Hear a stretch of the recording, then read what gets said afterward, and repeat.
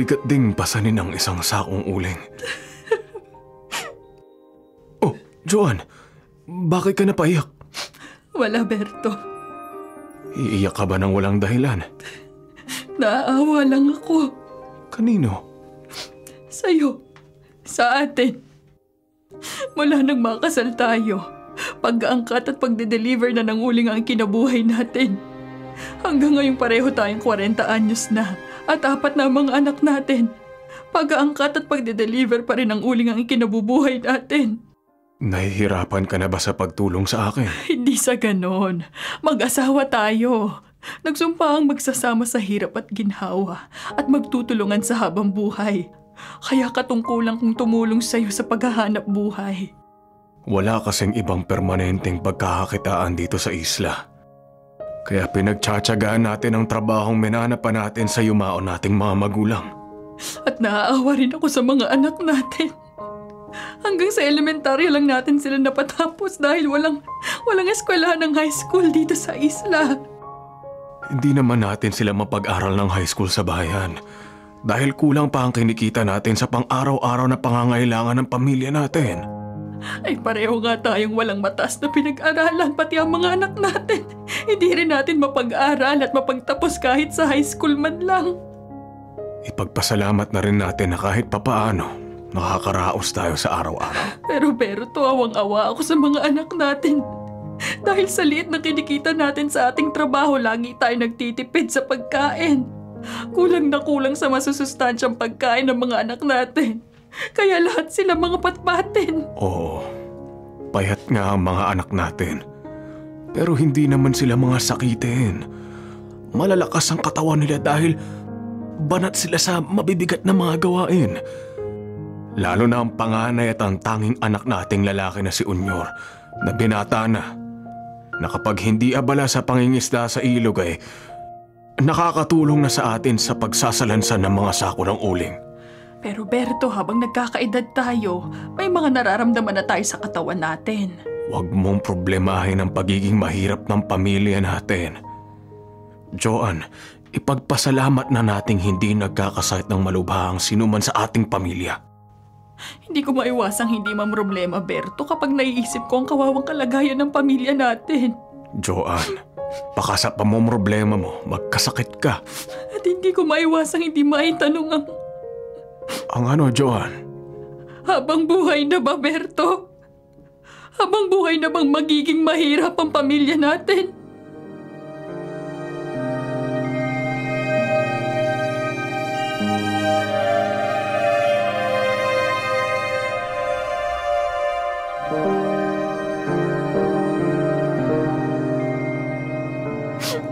Nay, huwag na po kayo umiyak. Hindi ako umiiyak, Unyor. Bago po ako pumasok dito sa bahay, narinig ko ng pag-uusap niya ni Itay. May nahuli ka bang isda sa ilog? 2 hito po. Ay, pwede na yung pang-ulam ng pamilya natin mamayang hapunan. Sasabawan ko na lang at hahaluan ng kaunting gulay para kumasya sa atin. Nay, tama po si Itay. Huwag kayong mamroblema dahil baka magkasakit po kayo. Anak, kung ako lang, kung kami lang ng Itay nyo, makakapagtiis kami ng hirap. Pero parang hindi namin matitiis na makita kayong mga anak namin na naghihirap. Hindi naman po siguro tayo maghihirap sa habang panahon eh. Wala kaming maisip ng Itay nyo na paraan para makaahon sa hirap ang pamilya natin. Huwag po kayong mag-alala, Nay. Sisikapin ko po makatulong sa inyo ni Itay. Nakakatulong ka na sa amin sa pag-aangkat at pagde-deliver ng uling. At paminsan-minsan, nangingisda ka rin sa ilog. Makakatulong po ako sa inyo kung magkakaroon ako ng ibang trabaho. Yung pwede kong pagkakitaan ng malaki-laki. Ano namang trabaho ang pwede mong pagkakitaan ng malaki-laki? Wala ka namang mataas na pinag-aralan. Nay, hindi ko pa po alam pero magtatanong po ako. Unyor. Kahit ano pong trabaho, Nay. Kahit may hirap, basta legal at kikita ako na maayos, papasukan ko po. Baka ahon lang po tayo sa hirap.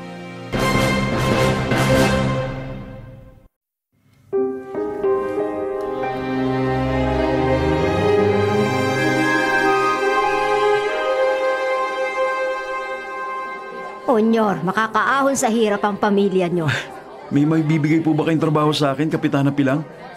Dito sa barangay hall, wala akong trabahong maibibigay sa'yo. Dahil kompleto na ako sa mga tauhan at volunteer lang ang ibang nagtatrabaho rito. Pero saktong naparito ka at nagtanong sa akin kung matutulungan kitang magkaroon ng maayos na trabaho dahil nagbalik dito sa isla si JC. JC? Sino po yung JC? Ako yun. Pamangkin ko siya na taga-kabilang bayan. May kaya siya sa buhay dahil ilang taon na siyang nakapagtrabaho sa ibang bansa. Bago nagbakasyon minsan dito sa isla at nakita raw niya ang may hirap na pamumuhay ng mga residente rito. Kaya nagbalik siya para makatulong sa mga taga rito. Lalo na sa mga walang maayos na trabahong kagaya mo. Totoo ang sabi ng tiya Pilang ko. Matutulungan kitang magkaroon ng maayos na trabaho sa ibang bansa. Totoo po? Totoong-totoo na matutulungan ka ng pamangkin ko na makapagtrabaho sa abroad, Unyor. Naku, paano po, Sir JC? Malalaman mo kung dadalo ko sa meeting dito sa barangay hall na ipapatawag ko sa inyong kapitana. Magpapatawag ako ng meeting sa mga residente rito sa isla. JC? Opo, Chang. Kaya ako naparito sa barangay hall kasi gaya nga na nasabi ko sa inyo, naawa ako sa mga taga rito naghihirap dahil walang trabaho. Kaya gusto ko sila matulungan makapagtrabaho sa abroad para naman umasenso sila sa buhay. Sige po, Sir JC. Dadalo po ako. Sige, mabuti kung gano'n. Okay yan. Hindi ko po pala alampasin ang pagkakataon na magkaroon ng maayos na trabaho. Lalo pa sa ibang bansa.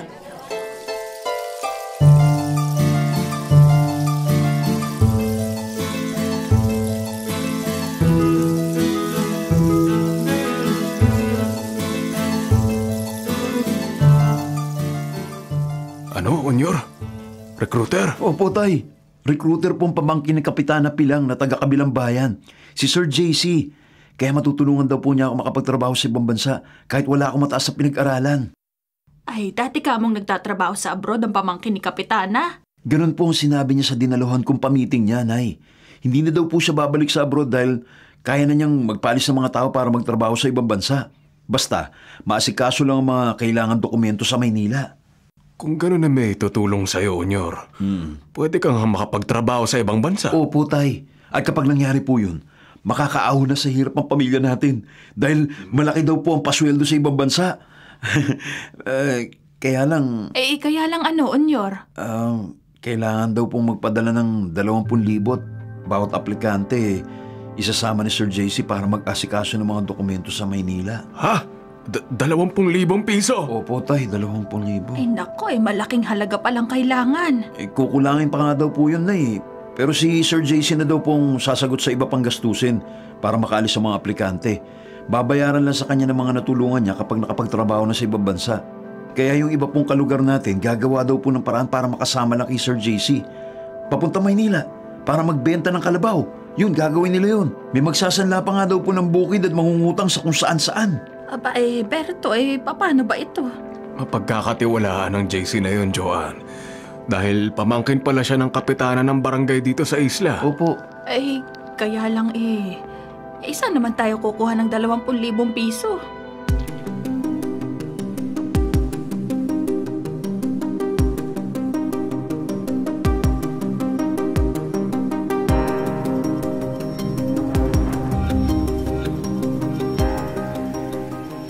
Joanne, desidido si Unyor na makapagtrabaho sa ibang bansa. Dahil masidhi ang hangarin niyang maiahon sa hirap ang pamilya natin, Berto. Kaya nga pagsikapan nating mabigyan ng panganay natin ng 20,000 piso para makasama siya sa pamangkin ni Kapitana Pilang na makapag-asikaso ng mga dokumento sa Maynila para makapagtrabaho siya sa ibang bansa. Wala tayong lupa na pwedeng isanla at mga hayop na pwedeng ibenta. Pero may mauutangan tayo. Gaya rin nating mahirap at isang kahig isang tuka ang pamilya ng ating mga kamag-anak. Lalapit ako sa pinag-aangkatan natin at pinagde-deliveran ng uling. Mabuti kung pautangin ka nila. Ipapangako ko sa kanila na babayaran agad natin sila sa unang padala sa atin ng anak natin kapag nakapagtrabaho na sa abroad. Berto. Kailangang lumuhod ako sa pakikiusap at pagmamakaawa kahit kanino, Joanne. Makapagtrabaho lang sa ibang bansa ang ating panganay. Dahil si Unyor lamang ang pag-asa nating makapag-ahon sa ating pamilya sa hirap. Si Unyor lamang.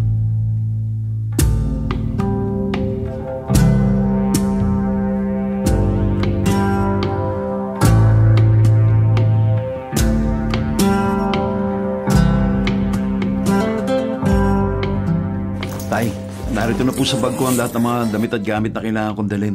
Pati po yung 20,000 piso na pabaon niyo sa akin. Nay, alis na po ako ah. Mag-iingat ka, Unyor. Unyor, Nay, anak, Nay, kumakayakap naman po kayo sa akin, parang hindi na po ako babalik. hindi kasi ako sanay mapalayo sa akin ng sino man sa inyong 4 na magkakapatid, Unyor. Joan, magsanay na tayong matagal na hindi makakasama ang panganay natin. Dahil 2 taon daw ang magiging kontrata ng trabaho niya sa ibang bansa. Huwag po kayong magalala, Nay. Dadalasan ko po ang pagtawag sa inyo kapag nasa abroad na po ako. Ay, aasahan namin yan, Unyor. Opo. Para ko nang nakikinikinita, anak, na sa tulong mo, magkakaroon tayo ng sariling lupa at bahay. Hindi ganitong nakikitirik lang tayo ng bahay sa lupa ng isa nating kamag-anak. At matutulungan mo na rin makapag-aral at makatapos sa high school sa bayan ng 3 nakababatang kapatid mo. Nako, Nay, hindi lang po sa high school. Basta kumita po ako ng maayos sa ibang bansa. Pag-aaralin ko at pagtatapusin ng mga kapatid ko sa kolehiyo. Nay, nariyan na po yung mga kapitbahay natin na mga kasama ko sa pag-alis. Tay, dyan na po kayo ha. Alis na po ako. Sige po. Salamat po. Ingat, anak. Berto, Dapat maging masaya tayo, Joan. Dahil magiging maganda na ang kapalaran ng ating panganay. Bakit nakalayo na ang anak natin, hinahabol mo pa siya ng tingin? At bakit parang nababahala ka? ay hindi ko rin maintindihan ang sarili ko kung bakit ako nagkakaganito, Berto. Kung bakit ako kinakabahan ng ganito, siguro dahil palubog na ang araw, bibiyahe ang bangkang sasakyan ni na Unyor papunta sa bayan. At malamang abutin sila ng gabi sa laot balita pa namang may parating na bagyo.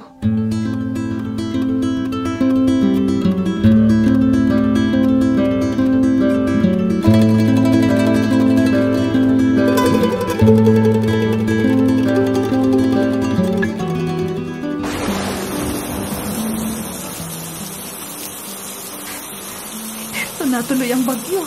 Wala tayong dapat ikabahala, Joan. Kung kailan malamang nasa laot ng bangkang pampasahero na sinakyan ni Unyor at ang mga kasama niya. Malakas nga ang ulan, pero di naman kalakasan ng hangin. Kaya hindi delikadong magbiyahe sa dagat ang medium size sa bangkang pampasahero na sinakyan ni na Unyor. Ay, sana nga. Sana'y makarating sila sa bayan ng ligtas. Pagka problema man sila sa biyahe, kumpiyansa akong walang masamang mangyayari sa panganay natin. Dahil bihasa siyang lumangoy. Siguruhin natin makakarating si na Unyor sa bayan ng ligtas, ha? Joan. Ay, magdasal tayo, Berto. Sige. Bago tayo matulog, paulit-ulit tayo magdasal para masiguro natin walang masamang mangyayari sa panganay nating anak.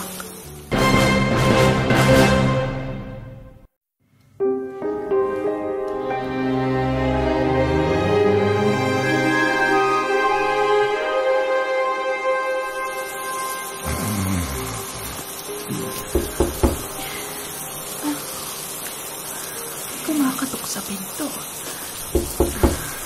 Sino kayang kumakatok na yun sa labas Kalakasan pa rin ang ulan dahil sa bagyo. Alas-tres na ng madaling araw. Hindi lang ako uupo o tatayo sa higaan at hindi ko nagigisingin si Berto dahil himbing na siya. Aalamin ko na muna kung sinong kumakatok sa labas sa ganitong oras ng gabi.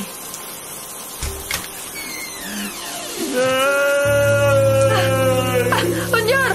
Ay, basang-basa ka! Ay, bakit ka nagbalik, anak? At bakit ka umiiyak? Yung bangka! May nangyari ba sa bangka? Ay, teka! Pumasok at gigisingin ko ang tatay mo! Berto! Berto! Berto, gumising ka! Joan, bakit? Ay, bumangon ka! Dalian mo! Bakit parang natataranta ka? Si Unyor nagbalik! Ha? Ba't naman babalik ang panganay mo? Halika sa labas! Tingnan mo! Dalian mo! Asan si Unyor? Ay, kanina lang bago kita ginising, narito siya sa labas ng pinto. Basang-basa at umiiyak. Ay, bakit ngayon wala na siya? Joan. Unyor! Nasaan ka, anak? Unyor!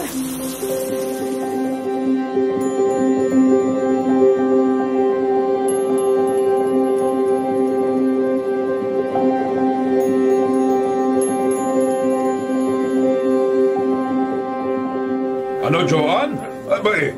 Napasagsag kayo ni Berto rito sa barangay hall. Ano problema, ha? Ano ba nangyari ulit, Mrs.? Oo nga.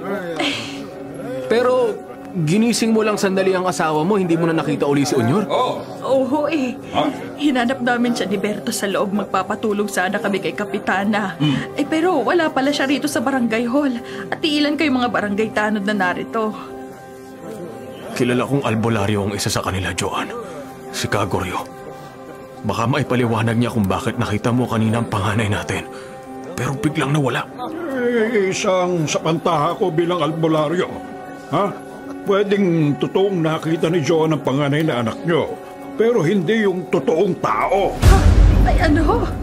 Ay ano ang gusto niyong sabihin, Kagoryo?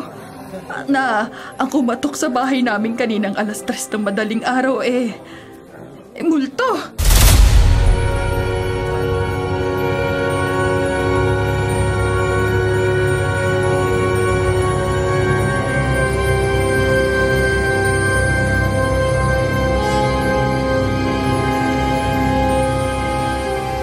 Kapitana Pilang.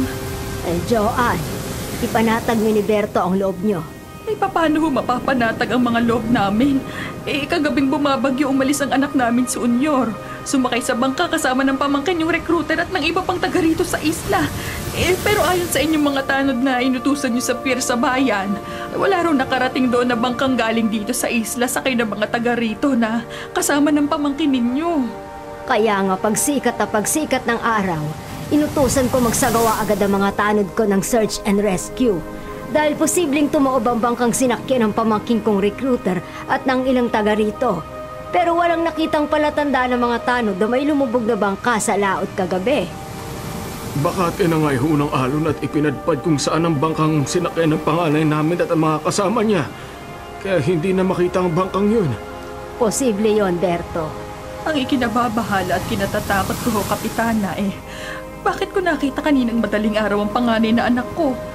Basang-basa siya, kitang-kita ko umiiyak. Malamang guni-guni mo lang yon, Joan. Hindi, Kapitana. Guni-guni mo lang yon.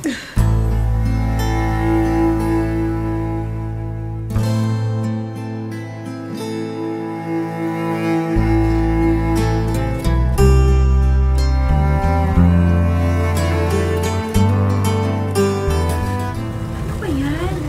Bago naman dito. Saan ba galing? May patay na hayop? Saan ba galing yun? Parang doon yata eh. Doon. Lapitan natin. Oo, yan o. Palakas ang amoy o. Grabe. Ano yan? Nakikita niyo ba yan? Ay! Tao ba yung mga yan? Hala! Ano ba yan? Kakilala ko yan ah! Uy! Tao! Tumawag kayo ng rescue! Uy! Bilisan nyo! Napupulong na yung mga... Bilisan nyo! Kailangan ko delikado yan. Yung mga bangkay!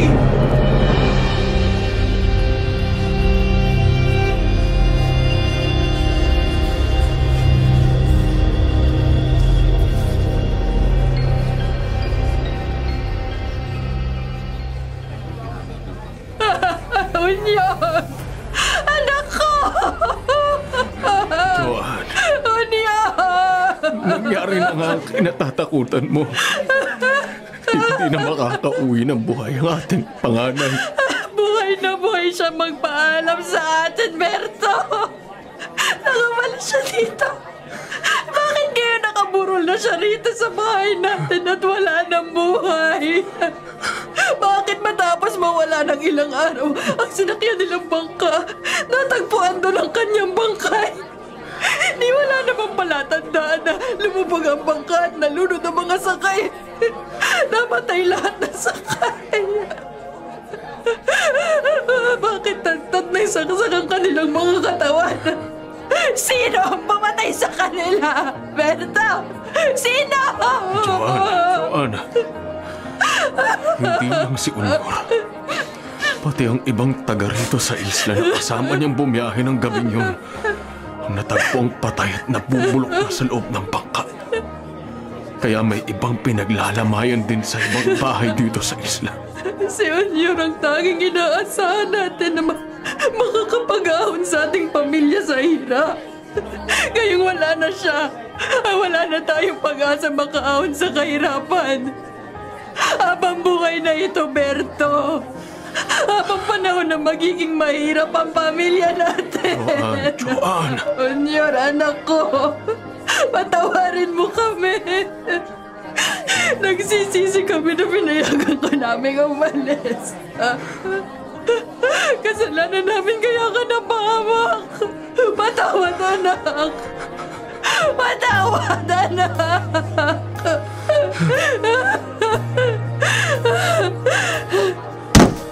Joan! Joan! Joan!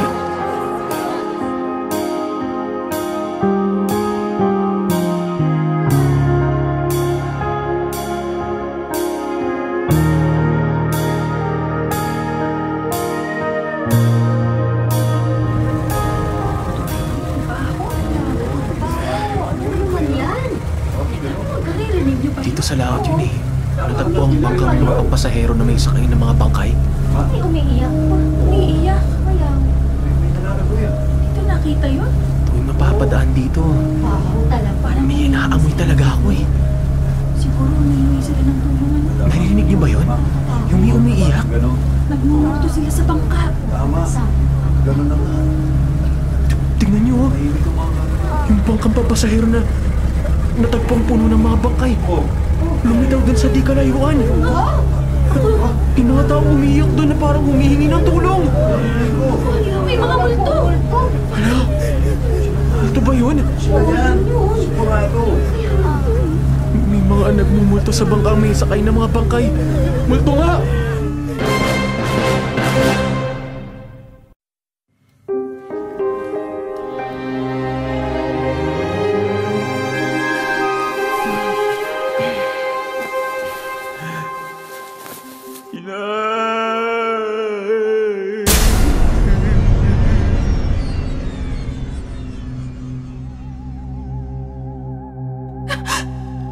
Onyor, Inay, hanapin niyo po si Sir JC, ang recruiter na pamangkin ni Kapitana. bakit namin hahanapin ang pamangkin ng kapitana dito sa isla, anak? Bakit? Hanapin niyo po si Sir JC. Hanapin niyo po siya. Onyor, bakit unti-unti ka naglalaho? Onyor! Onyor! Onyor, anak! Joan? Joan! Joan, gumising ka! Joan!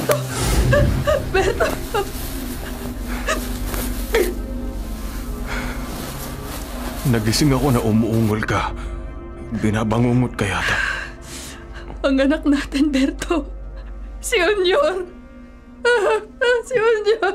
Napanaginipan mo na naman ba ang panganay nating anak? Gaya ka rin ba ng ilang bumiyahe sa laot? Na nakakakita sa bangkang kinatagpuan ng mga bangkay. Kaya iniiwasan na nilang pumalaot at tumaan sa lugar na nililitawan daw ng bangkang may mga nagmumulto. Minumulto na rin kaya tayo ni Onyor sa panaginip mo? Hindi ko alam, Berto. Bakit halos gabi-gabi napapanaginipan ko si Onyor? At sinasabi niya sa akin na hanapin natin ang recruiter na pamangkin ni Kapitana Pilang. Hindi kasama ang recruiter na yun sa mga bangkay na natagpo ang sakay ng bangka.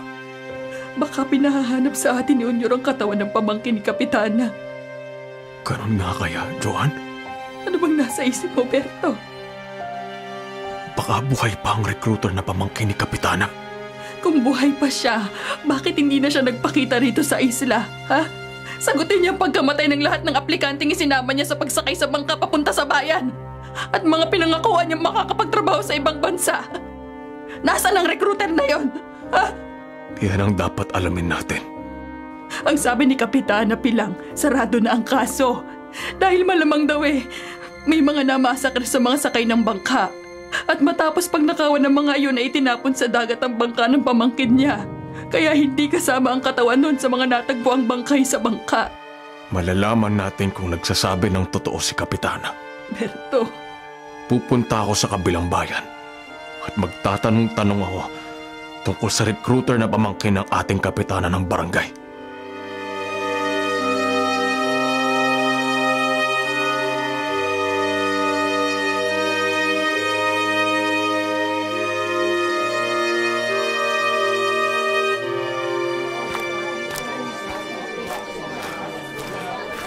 ang suspecha ko.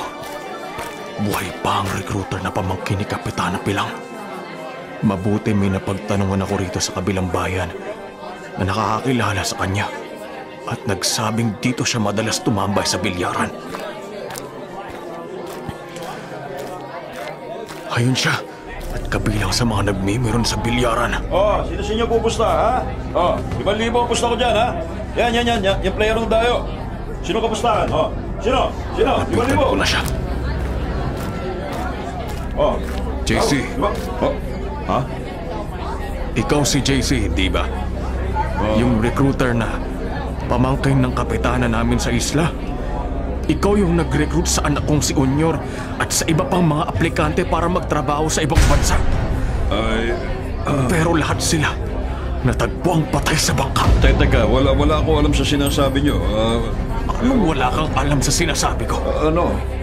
Mumutla ka. Halatang nagkakaila ka. Umamid ka. May alam ka.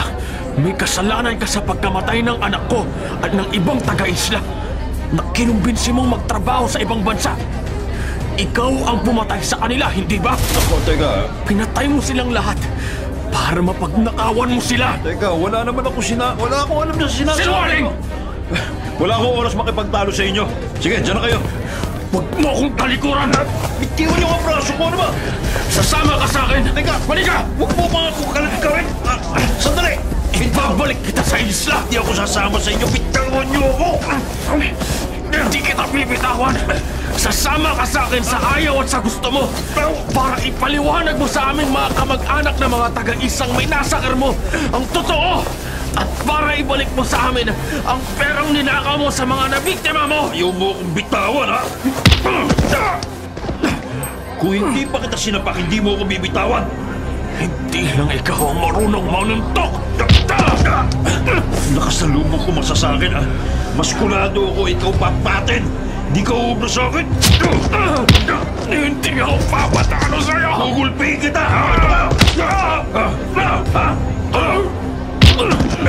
Kahit nakandusay ka, nagtatansyakan pa rin kita! At ngayon nakabalugtakan at hindi makagulapay. Diyan ka na! JC, bumalik ka dito!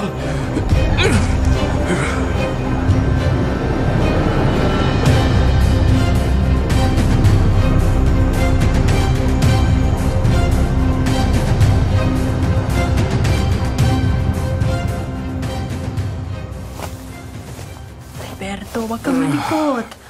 Hayaan mo, balagyan ko ng gamot ang mga putok sa kilay at muso mo. Joanne, sinubukan kong habulin si JC sa kabilang bayan. Pero natakasan niya ako. Abay, kung iniiwasan ka na JC na yon, baka nga may kinalaman siya sa pagkamatay ng anak natin. At ng iba pang taga rito sa isla na nirecruit niya. Malamang yun, Joanne. Kaya babalik ako sa kabilang bayan. Baka mag-away na naman kayo ni JC. Hindi ako natatakot sa kanya. Baka mapatay ka na niya. Huwag kang matakot. Nawalan na ako ng panganay na anak. Ayoko mawalan pa ng asawa. Hindi ko alam ang gagawin ko kapag nawala ka sa amin ng mga anak mo, Berto. Joanne, pinatay ang panganay na anak natin. Huwag ka nang magbalik sa kabilang bayan. Paano magkakaroon ng hustisya ang sinapit ni Unyor kung hindi ako kikilos? Nakikiusap ako, Berto. Huwag mong ilagay sa peligro ang sarili mo. Huwag mong ilagay ang batas sa iyong mga kamay. Joanne. Kapag napatay mo si JC, mabibilanggo ka. At kapag napatay ka niya, paano na kami ng mga anak mo? Mahan ka na. Mapapanatag lang ang loob ko kung hindi ka na babalik sa kabilang bayan. Babalik ka. Berto! Kasama si Kagoryo. Kagoryo? Bakit? Bakit isasama ko ang tanod na si Kagoryo? Kasi may pamangkin daw siyang pulis sa kabilang bayan. Hihingi kami ng tulong sa pulis na yon para mahuli si JC at mapanagot sa pagkamatay ng anak natin at ng ilang taga rito sa isla.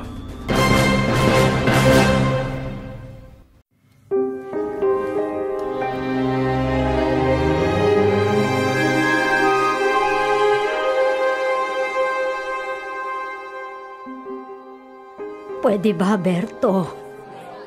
Kapitana, akala ko kung anong dahilan at pinatawag mo ako rito sa barangay hall. Uutusan mo lang pala kung huwag nang humingi ng tulong sa pulis sa kabilang bayan na pamangkin ni Kagoryo. Hindi kita inuutusan. Nakikiusap ako sa'yo. Huwag mong konsentihin ang ginawang krimen ng pamangkin mo. Hindi ako konsentidor. Kung may kasalanan si JC, ako mismo magpapahuli at magpapakulong sa kanya. Pero huwag mong pagbintangan ng pamangkin ko dahil wala siyang kasalanan. Siya lang at walang iba ang may motibo para patayin at pagnakawan ng mga taga rito sa isla na nirecruit niya. Malaking halaga ang hawak ng mga aplikante, kaya pinag-interesan niya. Nagkakamali ka. Nakausap ko na ang pamangkin ko. Hindi siyang nagnakaw at pumatay sa mga aplikanteng taga rito sa isla. Ayon sa kanya, habang nasa laot ang bangkang sinasakyan nila, nang gabing bumabiyahe sila, isang maliit na bangka na may sakay na ilang lalaking may takip na panyo sa kalahati ng muka dumikit sa sinasakyan nila. Inakyat ang bangka nila at pinagpapapatay ang lahat ng mga aplikante bago sila ninakawan. Pagkatapos, inihulog nila sa dagat ang pamangkin ko. Swerte lang na nakahagilap ng basyong galon ng gasolina si JC. Kaya nakalangoy siya hanggang sa Pampang at nakauwi sa kabilang bayan ng buhay. Kung totoo yun, bakit hindi niya pinaalam sa aming mga kamag-anak ng mga aplikante niyang napatay? Natakot daw si JC na balikan siya ng mga kriminal na pumatay sa mga taga rito sa isla. Malalaman natin kung nagsasabi ng totoo ang pamangkin mo, Kapitana. Berto, ibabalik ko ang kalahati sa perang nanakaw sa anak mo. Huwag mo lang ituloy ang reklamo sa pamangkin ko. Hindi pera ang habol ko, Kapitana. Hustisya para sa panganay na anak ko. Berto! Paumanhin, Kapitana. Pero walang makakapigil sa akin para hanapan ng hustisya ang pagmasakir sa mga taga rito sa isla na naging mga biktima ng panloloko.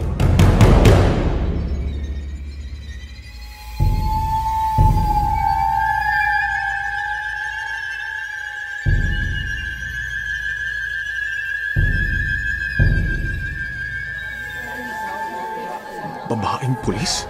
Oo, Berto. Babae ang pamangkin kong pulis sa taga rito sa kabilang bayan. Si Justin. PO3 Justin Borja. Kumusta ka, Berto? Mabuti naman, ma'am. Bago kayo na parito, naitawag na ni Uncle Goryo sa akin ang problema mo at ng ibang taga-isla na namatayan ng kamag-anak. Hindi ordinaryo ang pagkamatay ng mga kapamilya namin. Kaya nga tutulungan ko kayo. Salamat po, Ma'am Justin. Makakaasa ka, Berto, na magkakaroon ng hustisya ang pagkamatay ng anak mo at ng ibang taga-isla.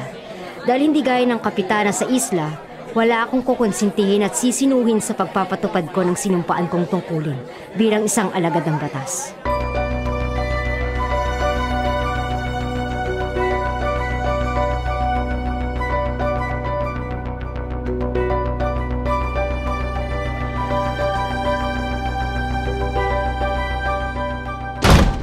JC. Ha? Pulis ako. Alam kong pulis ka dahil naka-uniforme ka. Kaya sasama ka sa akin. Ha? Teka, bakit mo ako pinupusasan? Huwag ka nang papalag. Ha? May karapatan kang tumanggi at hindi magsalita at kumuha ng iyong abogado. Wala naman akong nagagawang kasalanan ah. Sospek ka sa pagmasakir sa mga taga-islang nirecruit mo para makapag-abroad. Sandali, hindi mo matatakasan yan, JC. May nagreklamo na handang tumistigo laban sa'yo. Yan, sige. Hindi ako nag-iisa, JC. Marami kaming taga-isla na naulila ng mga nabiktima mo at tetestigo laban sa'yo. Maging antyahin mong kapitana, mananagot sa pagkonsinte sa krimeng ginawa mo. Ibabalik kita sa isla. Iaharap kita sa mga residente ron at isasauli mo sa mga naulila ng mga biktima ang perang pinag-interesan mo kaya mo sila pinatay.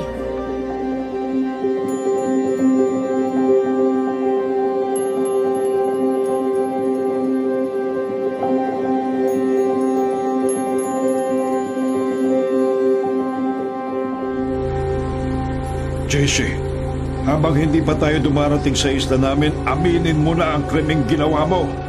Wala naman akong aaminin sa inyo, Kagoryo. Ano ba naman kayo? Siguro naman pamilyar sa yung lugar na to sa lawat, JC. Mamberto, Dito natagpuan ang bangka na puno ng mga bangkay. Kasama ang bangkay ng anak kong si Unyor. Ang anak ko na tanging pag-asa namin ng asawa ko na makapag-aahon sa pamilya namin sa hirap. Umberto, Pero walang awa. Pinatay! Walang hiya ka! Umberto! Sandali, bitawan niyo ako! Berto, kalma ka lang. Umberto, bitawan mo kwelyo ni Jessie! Napakasama ng taong to, Gregorio. Nasa mga kamay na siya ng batas! Tama na! Bitawan mo! Wala siyang konsensya. Dahil lang sa perang hawak ng mga aplikante na pinag-interesan niya, walang awa niyang pinatay ang mga yun. Ilang beses ko ba sasabihin niyo wala yung katotohanan? Wala katotohanan yung binibintan niyo sa akin. Wala akong ginagawa, Carmen. Wala! Bitawan niyo ako! Nabaha ang ulo ko. Justin, ano ba nangyayari sa'yo? Ha? Bakit bigla mo hinawakan ang noo mo? Justin! Uncle Gorio, Ano? parang bigla akong nahinom. Oy, mabubuwal ka! Oh, oy! Nagdidilim ang paligid. Justin! Justin! Justin! Bumagsak na walang malay ang pamangkin mong pulis, Gregorio. Salamat. Salamat naman nagkamalay ka na, Justin. Bako, hindi ako si Justin. Hindi. Ha? May bago ang boses na pamangkin ko. Parang nagagaling ang boses niya sa ilalim na malalim na balon. Ano ito? Ano nangyayari? Papamilya sa akin ang boses na lumalabas sa bibig ng pamangkin mong pulis, Gregorio. Hindi ako matatahimik sa kabilang buhay. Kaya kailangan kong ilantad ng katotohanan. Unyor, Ako nga po, Itay. Hindi po ako matahimik sa kabilang buhay. Dahil naging biktima ako ng malagim na krimen. Kaya sumali po ang kaluluwa ko sa katawan ng babaeng pulis para hindi na may kailan ni Sir Jason ginawa niyang krimen.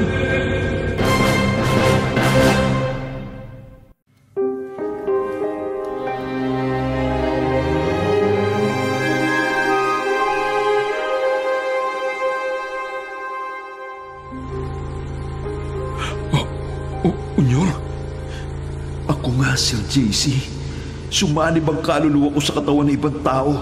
Dahil totoo sabi ng itay ko, napakasama mo, wala kang konsensya. Habang bumabiyay ang bangkang sinakyan natin ng gabing yun. Ha?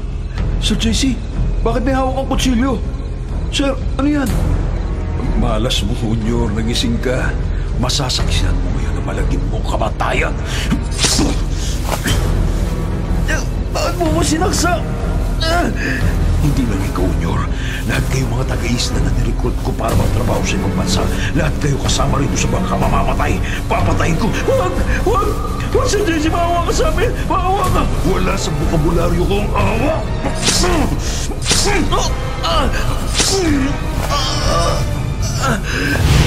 Napakasama mo, Sir JC. Habang nasa laot na sinakyan natin bangka, habang umuulan at natutulog kami mga taga-isla, isa-isa mo kami sinaksak. Inuna mo ang mga lalaki bago mo isunod yung mga babae. Unyor, wala kang awa. Wala kang konsensya. Habang sugatan kami nag-aagaw buhay, nagmamakaawa kami sa'yo na tigilan mo ng pananaksak sa amin. Pero patuloy mo pa rin kami pinagsasasaksak hanggang nalagutan na kami ng hininga.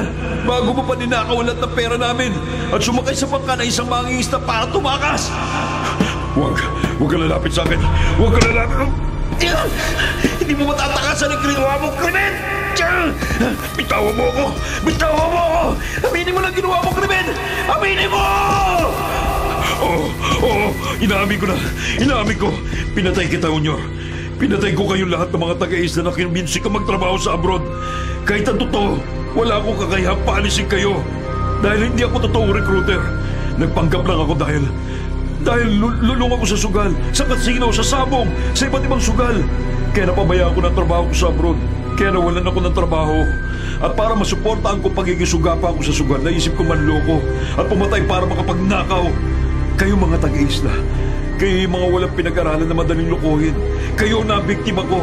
Sa tulong ng tiyahin kong kapitana, binigyan ko ng komisyon sa perang ninakaw ko.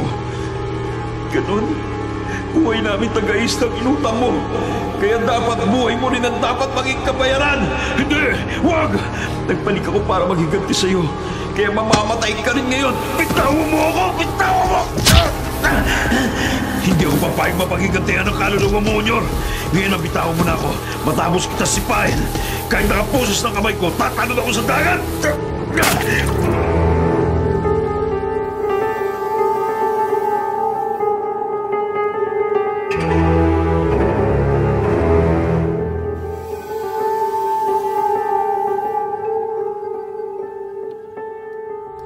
Uncle Goryo? Nalunod si JC? Oo, Justin. Hindi namin napigilan ni Berto na bigla siyang lumundag sa tubig habang nakaposas ang kanyang mga kamay. Hindi mo alam yun dahil nangyari yun habang nakasanib sa katawan mong kaluluwa ni Unyor. Gusto sana naming iligtas si JC para panagutan niya sa batas ang nagawa niyang krimen. Pero wala kaming nagawa ni Kagoryo dahil pareho kaming hindi marunong lumangoy. Berto, parang hindi ka panipaniwala na sumanib sa katawan ko ang kaluluwa ng panganay na anak mo. Totoo po yun, ma'am. Oo, totoo, Justin. Na mawalan ka na malay kanina, sumanib sa katawan mong kaluluwa ng anak ni Berto. Umalis lang siya sa katawan mo nang malunod na si JC. Nakita pa namin ni Kagoryo nang unti-unting humiwalay sa katawan mo ang kaluluwa ng anak ko. Oo. Hanggang sa ito'y maglaho. At ngayong patay na si JC. Ngayon nagkaroon na ng hustisya ang pagkamatay ng anak mo at ng iba pang taga-isla. Berto, malamang matatahimik na sa kabilang buhay ang kanilang mga kaluluwa.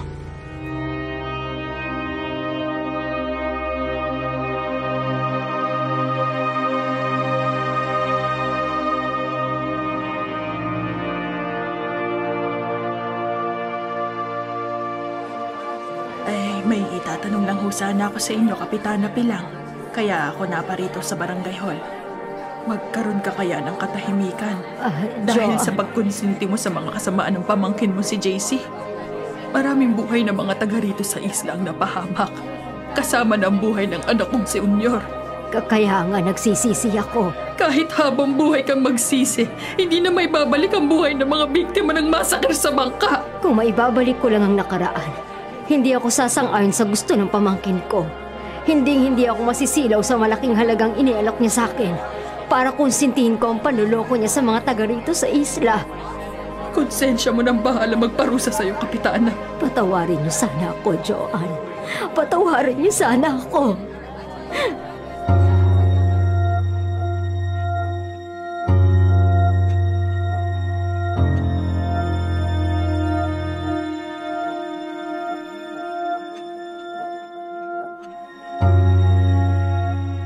Berto, nakapaghiganti na ang kaluluwa ng panganay na anak natin.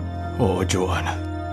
Sa ginawang pagsanib ng kaluluwa ni Unyor sa katawan ng ibang tao, nagkaroon ng hustisya ang pagkamatay niya at ng ibang taga-isla. Pero Berto, hindi na may babalik ang buhay ni Unyor. Ang ating anak na likas na mabait at mapagmahal sa mga magulang. Huwag po kayong maglala, Nay. Sisikapin ko po makatulong sa inyo ni Itay. Kahit anong trabaho po. Kahit ano, basta legal, kikita na maayos, papasukan ko po. Makaahon lang po sa hirap ang ating pamilya. At likas na mapagmahal rin sa kanyang mga kapatid.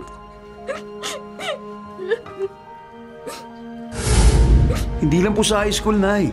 Basta kumita po ako na maayos sa ibang bansa, pag-aaralin ko at pagtatapusin ng mga kapatid ko sa kolehiyo. Marami, Berto. Maraming magagandang pangarap si Unyor para sa ating mga magulang niya at para sa kanyang mga kapatid. Pero ang lahat ng yun, mananatiling pangarap na lamang. Hindi na kailanman magkakaroon ng katuparan dahil wala na siya.